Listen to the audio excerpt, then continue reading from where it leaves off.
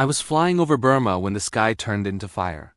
The morning sun had barely cleared the jungle canopy, yet already it felt like the gates of hell had opened above us. People say war changes you. I say it strips you bare. Out there, 5 miles above the earth, with nothing but thin metal between your heart and a bullet, the only truth left is survival. The day began the way so many others did in India's sticky heat, the smell of engine oil and the constant rumble of aircraft at the airfield in Pandavsur. I was the co-pilot of AB-24 Liberator with the 7th Bomb Group, 493rd Bomb Squadron. We called her Knockout Dropper. She wasn't pretty, but she was ours, massive, loud, and proud. Our orders were clear: cross the Arakan Mountains into Japanese-occupied Burma and hit the rail yard at Payan Mana. Intelligence said enemy supplies were piling up there, threatening the Allied forces in China. I remember tightening my flight gloves that morning, the sweat already damp inside. Captain Fred M. Hodges, our pilot, looked over and grinned. "Another milk run, Owen," he said. "Sure," I answered, forcing a smile. Until the Japs find us, we both knew this wasn't going to be easy. Burma's airspace belonged to the Japanese. Their Zero fighters ruled the sky. The B-24 lumbered down the dusty strip like a stubborn ox. As the wheels left the ground, my stomach dropped a feeling I'd come to crave and fear at the same time. Our crew of 10 fell into rhythm. Captain Hodges on the controls. Me, Lieutenant Owen Baggett, co-pilot and navigator. Lieutenant William T. Russell handling the bomb site. Sergeant James Riley in the tail turret. Corporal Thompson and Corporal Evans manning waist guns. The rest radio engineer and gunners, each with their own private war inside that aluminum fuselage. We climbed to 24,000 feet, the engines groaning like thunder gods. Below us, the green jungle stretched endlessly, a carpet of life hiding death. 2 hours into the flight, the chatter on the radio grew tense. Reports came in enemy fighters had been spotted near the Salween River. "Keep your eyes peeled," I said through my oxygen mask. The interphone crackled with static, then Riley's voice came through. "Got movement at 4 o'clock. 2 bogeys, no. Make that 3. Captain Hodges cursed under his breath. Zeros. I felt the chill of dread creep up my spine. We trained for this. Sure, but nothing could truly prepare you for the sight of those silver slivers slicing through the clouds, sunlight glinting off their wings like knives. It came in fast. The first pass rattled us so hard I thought the wings would tear off. Tracers tore through the air, bright orange comets streaking past the cockpit. "Return fire!" Hodges shouted. The gunners opened up. The roar of 50 caliber machine guns filled the cabin, deafening. Shell casings clattered to the floor, hot against my boots. I saw 1-0 pull up in flames, smoke trailing behind it like a black ribbon. Another dove beneath us, riddled our belly, and disappeared. But there were more, always more. The interphone screamed with overlapping voices. Left engine hit. Hydraulics failing. Tail guns out. I smelled smoke, oil, and blood all at once. A round tore through the windshield, spraying glass and freezing air. Captain Hodges slumped forward, blood spreading across his shoulder. "I've got it!" I yelled, grabbing the yoke. The plane shuddered, nose down. "Fire in number 3 engine!" Russell's voice crackled from below. I pulled with everything I had, fighting to level her out. The altimeter spun down like a clock running out of time. "Bail out!" Hodges croaked, half-conscious. There was no question we were going down. I hit the alarm. One by one, the crew leapt into the burning sky. When my turn came, I grabbed my parachute pack, clipped it on, and looked one last time at the cockpit, the gauges flickering, smoke curling, the smell of fuel thick as death. Then I jumped. The air hit me like a wall. The roar of the engines faded into the rush of wind. For a moment, there was nothing but silence and sunlight. Then I saw Knockout Dropper below me, tumbling, burning, a wounded giant falling through the clouds. My parachute deployed with a snap that nearly tore my shoulders apart. The canopy blossomed white above me, beautiful, almost peaceful. But the peace didn't last. I looked down, some of our chutes were already open, tiny white flowers scattered across the blue sky. Then, from the east, 4 black dots appeared. Zeros. They weren't done with us. I'd heard rumors that Japanese pilots sometimes fired on parachuting airmen, though it was against every rule of war. I prayed the rumors were wrong. They weren't. The first burst of gunfire cut through the air near Riley's chute. His canopy shredded. I watched, helpless, as he plummeted, spinning like a leaf. My throat went dry. God, no. Another Zero came straight for me. I did the only thing I could. I went limp, pretended to be dead. I let my arms dangle, head slumped, drifting like a lifeless doll. The fighter screamed past me once, then circled back. I could see the pilot's face through the canopy, now goggles, white scarf fluttering, his machine guns glinting in the sun. He was playing with me. He leveled out, slowed his approach, almost to a hover. He wanted a closer look, maybe to confirm the kill. My heart pounded so hard I thought it would give me away. Then, at barely 50 yards, he rolled his wings and came right at me. I don't remember deciding to do it, my hand just moved.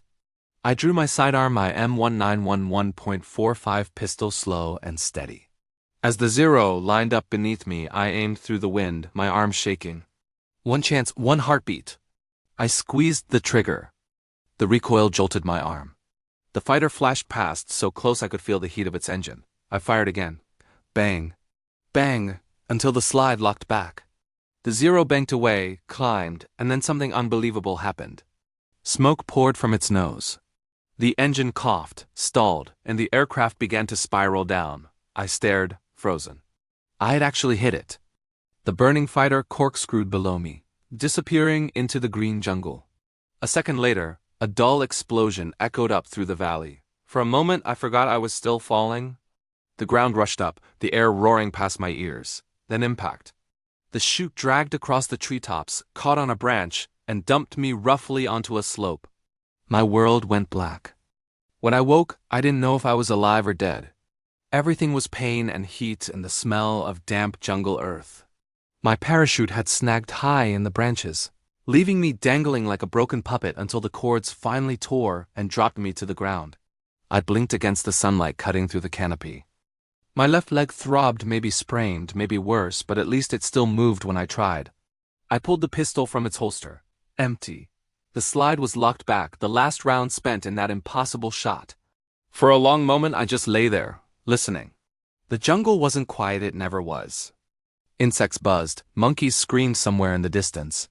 And under it all was that low, heavy stillness that meant danger. I checked the compass strapped to my chest.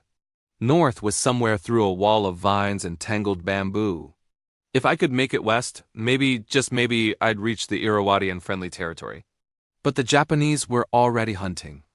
It started as a faint metallic clink, the sound of something man-made cutting through nature. Then voices, sharp and quick, speaking Japanese. I crawled behind a fallen log, trying to make myself small. My heart hammered loud enough to betray me. Through a gap I saw them. 3 soldiers in khaki uniforms, rifles slung casually, scanning the ground. They found my chute first. One pointed toward the trees, shouted something. Another laughed. Then a boot crunched close, too close. I raised the empty pistol on instinct. But before I could even think what to do next, the muzzle of a rifle jabbed into my ribs. American no Hike, one of them said, American airman. The butt of the rifle came down hard. Darkness again. When I woke this time, my hands were tied and the sun was gone. They dumped me on the back of a truck with 2 of my crew, Russell and Evans. Both looked battered but breathing. Good to see you, Lieutenant, Russell croaked. Thought we lost you up there. Where's the rest? I asked. He didn't answer. He didn't have to. The truck jolted along a dirt track for hours, maybe days. When it finally stopped, we were dragged out before a bamboo gate. A wooden sign hung crookedly above it, letters in Japanese I couldn't read. They shoved us inside. The camp was small, just a few huts, a fence of barbed wire, and guards everywhere. Later I'd learned this was near Painmana, deep in central Burma. They took our boots, our watches, even the rings on our fingers.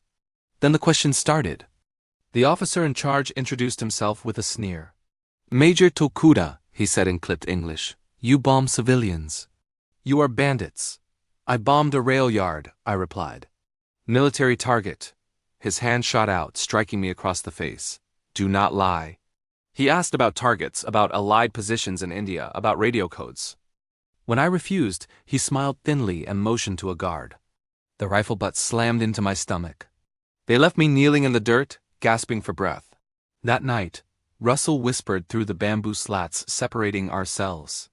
They won't kill us yet, he said. They need prisoners. Just hang on. I wanted to believe him. 2 days later, while hauling water under guard, I overheard two Japanese soldiers talking excitedly. I caught just enough English to understand one word: zero. They kept pointing toward the north and laughing, imitating a pistol with their hands. My stomach turned. Could it be? That impossible shot in the sky, it hadn't been a dream. I remembered the smoke, the spiral, the explosion below. But surely a .45 round couldn't bring down a fighter plane.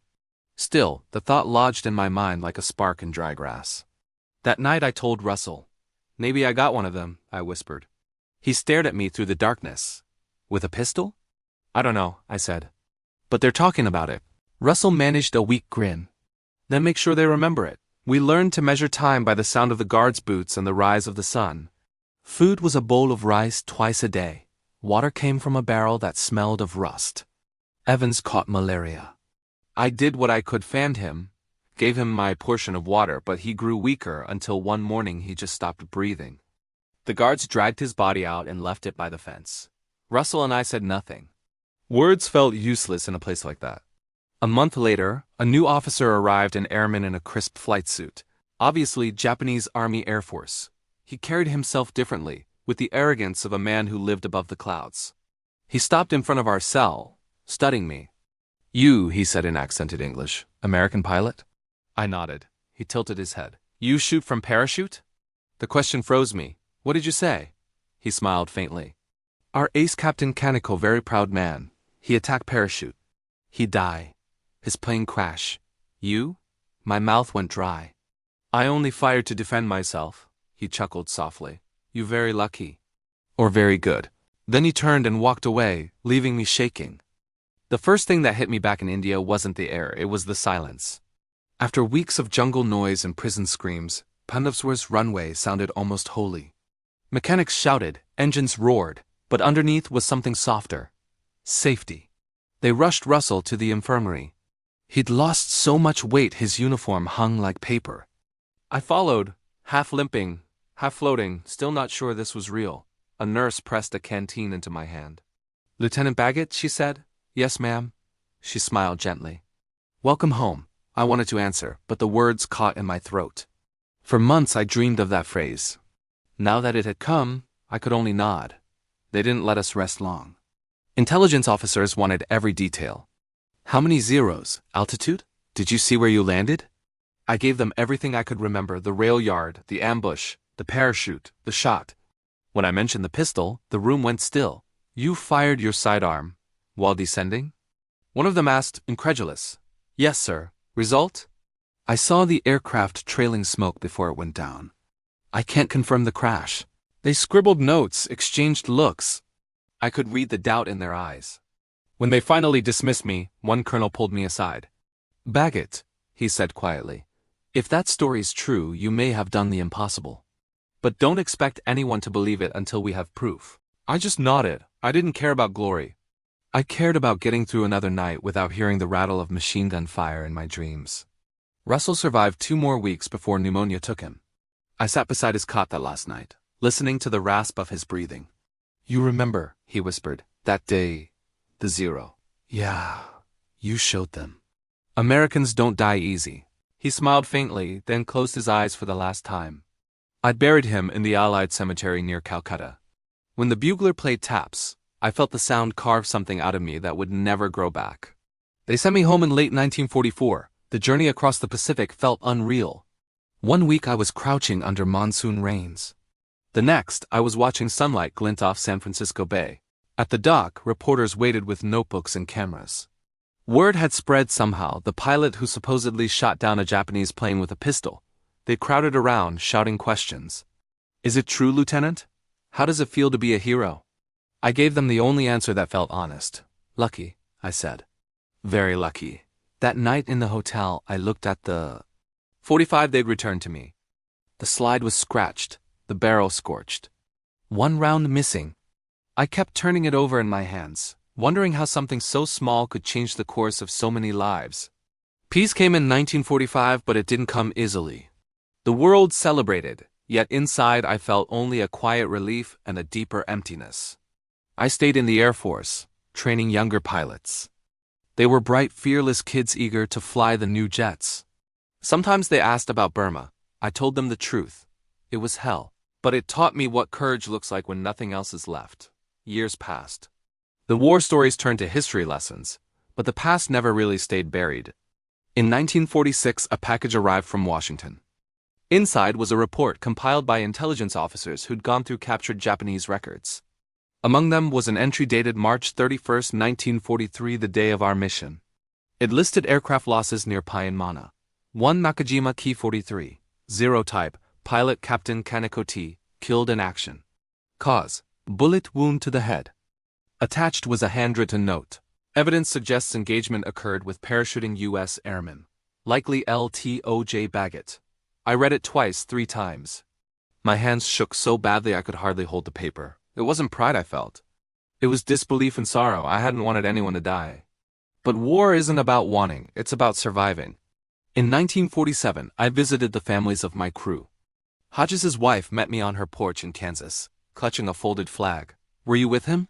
she asked. I nodded. "He saved us. He gave the order to bail out." She smiled through tears. "He always said his boys came first." I told her about the mission, the chaos, the courage, the moment we jumped. I left out the prison and the pistol. Some stories are too heavy for grieving hearts. When I finished, she handed me a small photo of our crew, taken the week before the mission. We were all grinning, arms around each other, believing we were invincible. I keep that photo on my desk to this day. In 1950, an Air Force historian tracked me down. "We'd like to document your account," he said.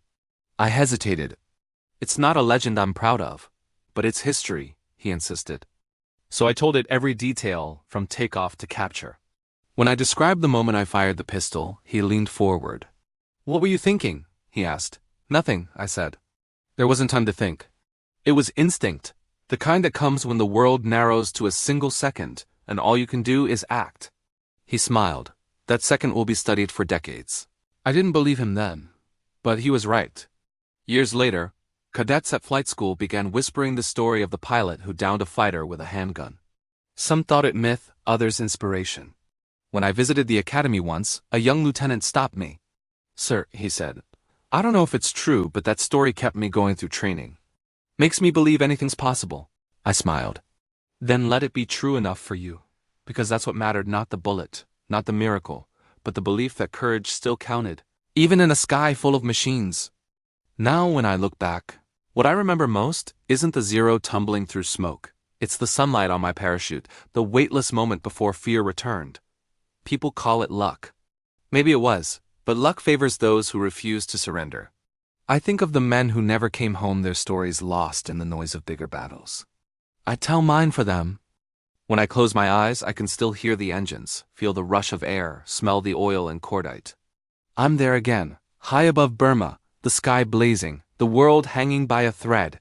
And in that fragile instant between life and death, I remember raising my pistol and seeing not the enemy, but the proof that a man can still fight even when he's falling.